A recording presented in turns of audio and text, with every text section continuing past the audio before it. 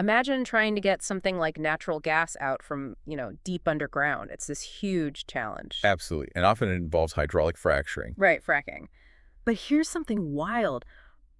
Almost 30% of those efforts, the clusters they use, Yeah, they don't produce anything at all. that's right. It's a known issue.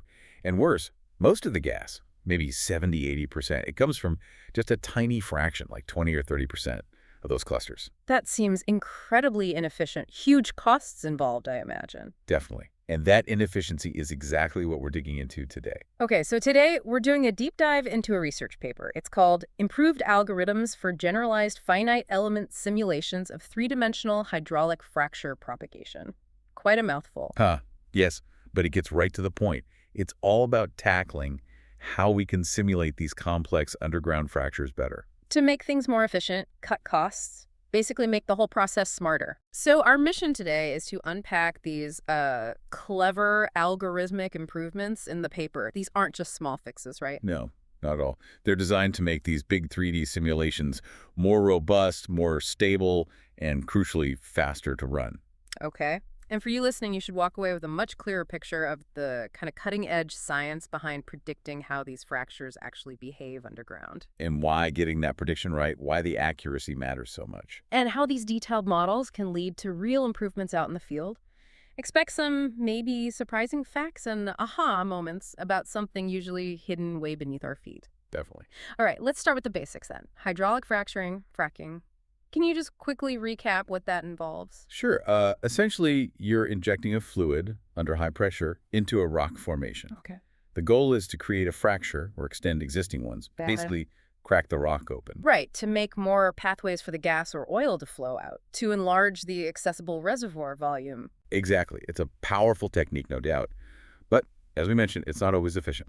Which the Miller study really highlighted, almost 30% of clusters doing nothing. Precisely. Over 100 wells studied, and that was the average. It raises that big question, why? Why is it so hit or miss sometimes? Mm-hmm. And a big part of the answer seems to lie in how these fractures interact in 3D, especially right when they start growing near the wellbore. Predicting that initial geometry is still tricky. It's an open problem, really tough to model accurately. So if it's that hard, how have engineers even tried to model these 3D fractures before this? What were the sort of standard approaches?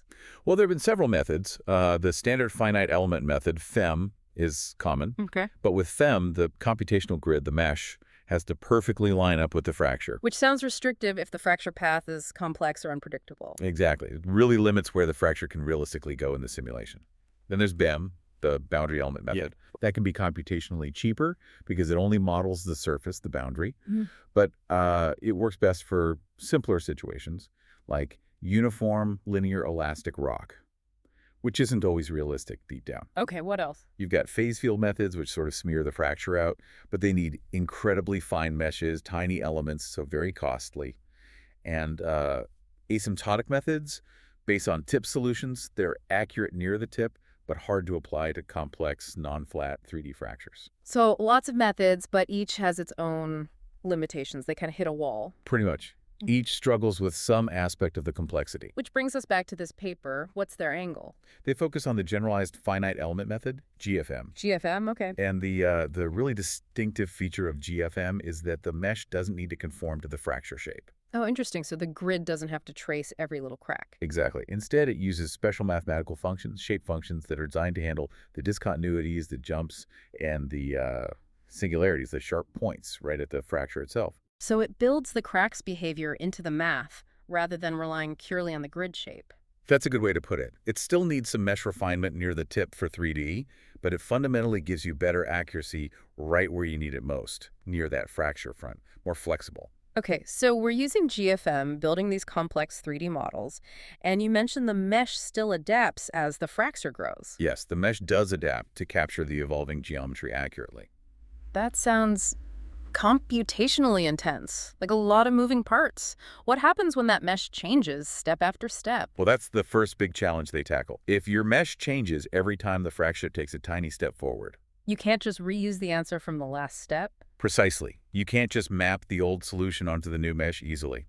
And if you start each new step from zero, just assuming no pressure, no displacement. Uh-oh. Yeah, the numerical solver, the engine doing the calculations, it could really struggle. It might take ages to converge on an answer, or it might just fail completely, diverge. So you need a good starting point for each new step, a good initial guess.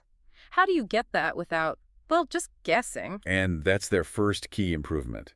They came up with a really clever way to generate a high-quality initial guess. Okay, break it down for us. How does it work? Right, so first, they take the pressure solution from the previous fluid mesh before it changed, and they transfer it efficiently onto the new mesh using a special data transfer algorithm they developed. Very robust. Okay, so pressure gets carried over. Then, they use that transferred pressure as the starting point for the pressure part of the new calculation. Makes sense, right? Yeah, logical. Next, and this is clever, they solve just one 3D elasticity problem. Basically, they figure out, okay, how does the rock deform just under that initial pressure distribution? Ah, like a quick snapshot of the rock's response. Exactly. A single, purely elastic calculation. And then they use those calculated rock displacements as the initial guess for the displacement part of the full coupled problem. So, transfer pressure, solve for rock squishiness, then use both as the starting point for the big calculation. Got it. Pressure and displacement are initialized intelligently. And what's the impact? Does this really make a difference? Oh, a huge difference. It drastically cuts down the number of iterations that the main solver, the Newton-Raphson solver, needs. That's the iterative guess and check thing you mentioned. Right. A better start means fewer guesses needed to get to the right answer. And crucially, it makes the whole process much more robust, less likely to fail. Can you give an example? Yeah, they tested it on a standard but tricky penny-shaped fracture problem. Without their initial guess method, the simulation just failed completely when the fluid viscosity was 50 centipoise, 50 CP. Right. It couldn't converge. Okay. But with their initial guess, it converged fine. And even better, it allowed them to tackle really tough cases, like 100 CP viscosity, by using what they call a two-viscosity approach. They first solved an easier version with lower viscosity to get things going, using the good initial guess, and then used that solution to successfully tackle the harder, high-viscosity problem. Wow. So that's the aha moment here. A smarter start isn't just faster, it actually lets you solve problems you couldn't even attempt before. Exactly. It's a real enabler for tackling more realistic, challenging scenarios. It's not just convenience, it's fundamental. Okay, that's improvement number one, a better starting guess. What's the second big idea? The second improvement focuses on finding the next time step more efficiently. Meaning figuring out exactly when the fracture is going to grow again. Precisely. Yeah. You need to find the specific amount of time, the time step, that makes the fracture reach its critical point for propagation. Usually that's when a value called the stress intensity factor hits a critical threshold. Okay, that K factor measuring stress at the tip. So how did they used to find that magic time step? The old way basically assumed that this critical factor Kmax IEQ changed linearly with time. Like a straight line relationship. Yeah, so they make a first guess based on that assumption, run a calculation, see how close they were, and then make a second guess to try and hit the target value. Sounds reasonable, but where was the problem? The problem was that the second guess was often, well, pretty bad. Especially if the previous time step calculation had converged really quickly. It could overshoot or undershoot wildly. Meaning you'd need more guesses, more iterations, just to find the right time step. Often, yes. The paper shows examples where it consistently took at least 2 extra iterations, sometimes more, just to zero in on that correct time step. Wasted computation. So what's the smarter way they propose? How do they improve that second guess? It's based on neat observation. The rate of change, the slope of that Kmax IEQ value tends to be quite similar from one time step to the next. Ah, so how fast it was approaching the critical point in the last step gives a clue about this step. Kind of. More specifically, they look back at the most recent previous step that needed more than one iteration to find its time step. And they reuse the slope calculated during that step to make a much better prediction for the second guess in the current step. They call it using the past slope. Clever. Using recent history to make a better prediction now. Exactly. It leverages information that was already calculated but previously discarded. And the impact. How much does this speed things up? Again, quite significantly. That penny-shaped fracture example, the tough 100 CP one, the total number of iterations spent just finding the right time steps dropped from 171 down to 131. Wow, that's a decent chunk. And for a harder case, a planar elliptical fracture, it was even more dramatic, from 289 iterations down to 131. Almost cut in half. Yeah. So it makes the simulation progress much more smoothly, efficiently, and accurately locks onto the propagation points. Big win for efficiency. Okay, that makes sense. Better initial guess, smarter time stepping. What's the third algorithmic improvement? The third one is about recycling parts of the calculations within a single time steps iterations. We're talking about these huge, complex calculations. Any chance to reuse work must be a big deal, right? Absolutely. Think about those coupled equations. Rock deforming, fluid flowing. They're represented by a large system of equations, often called a stiffness matrix. Right, the blueprint of the system's response. Well, a significant chunk of that matrix, the part that describes the purely elastic deformation of the rock, Yeah. it actually doesn't change during the Newton-Raphson iterations within a single propagation step. It stays constant while the solver is refining its guess for that specific step. Correct. And what's more, that same elasticity part is already calculated during the initial guess phase we discussed earlier. Wait, so it's calculated for the initial guess, and it doesn't change during the subsequent iterations for that step. Yeah. So why calculate it again? Exactly. That's the core idea. Recycle it. Seems obvious, but maybe harder to implement. It is. The key challenge is making sure it's scaled correctly and integrated properly with the other parts of the matrix, the fluid flow parts, which do change with each Newton iteration. But they figured out how to do it correctly. And why is recycling the specific elasticity part so important? Because calculating that part, especially with those complex singular GFEM functions, is, and I quote, several times more time-consuming than calculating the other parts of the matrix. It's computationally heavy. So avoiding recalculating the heaviest part saves significant time. Precisely. What's the overall impact on speed then? Okay, so the absolute bottleneck is still solving the entire system, the matrix factorization. That takes the most time. Right. But recycling provides a massive speedup for the assembly stage, putting the matrix together.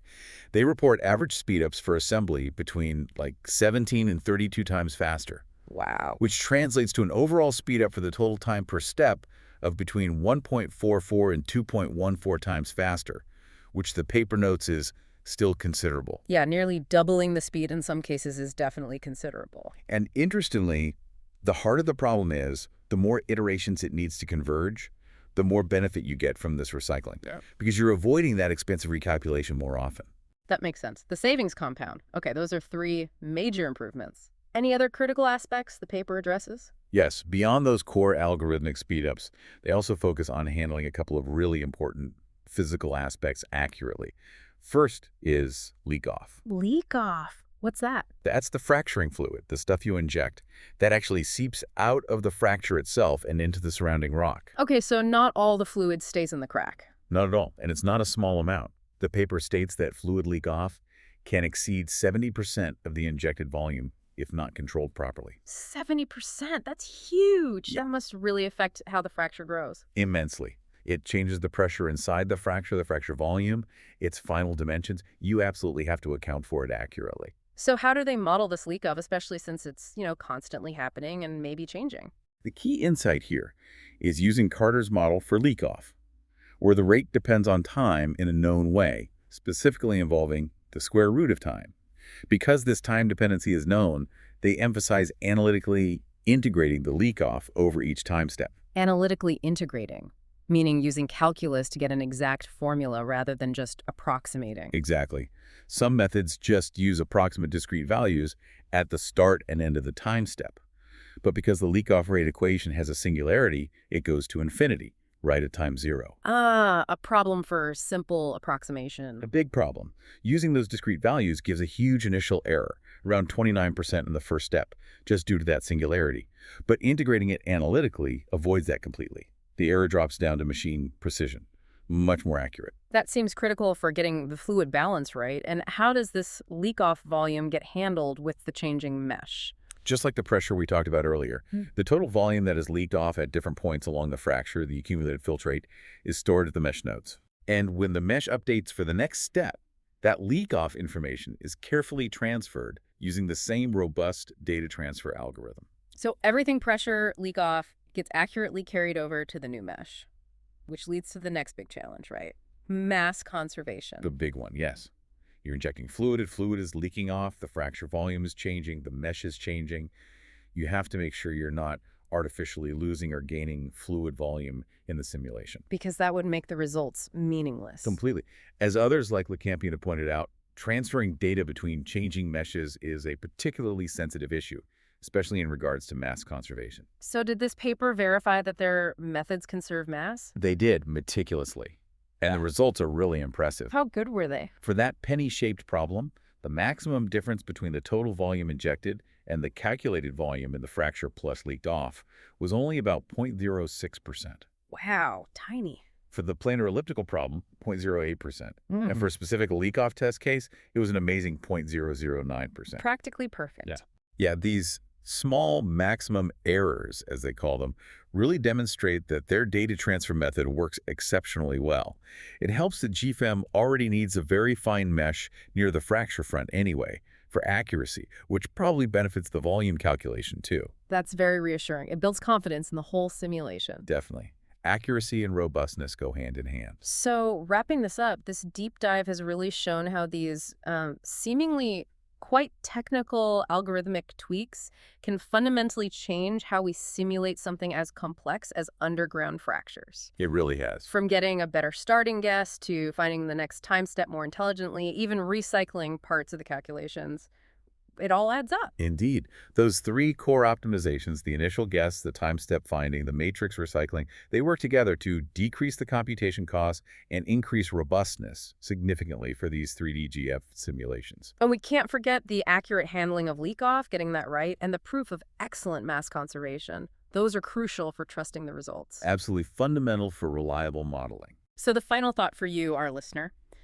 Think about how these detailed, sort of hidden computational improvements inside algorithms can have really big consequences for huge industrial processes, like getting energy resources. Could getting a much deeper, much more accurate picture of how these fractures really behave underground. Could that lead to better targeting, more efficient extraction? Maybe even more environmentally responsible ways to manage resources, knowing precisely where to stimulate and how much fluid is needed, minimizing waste and impact.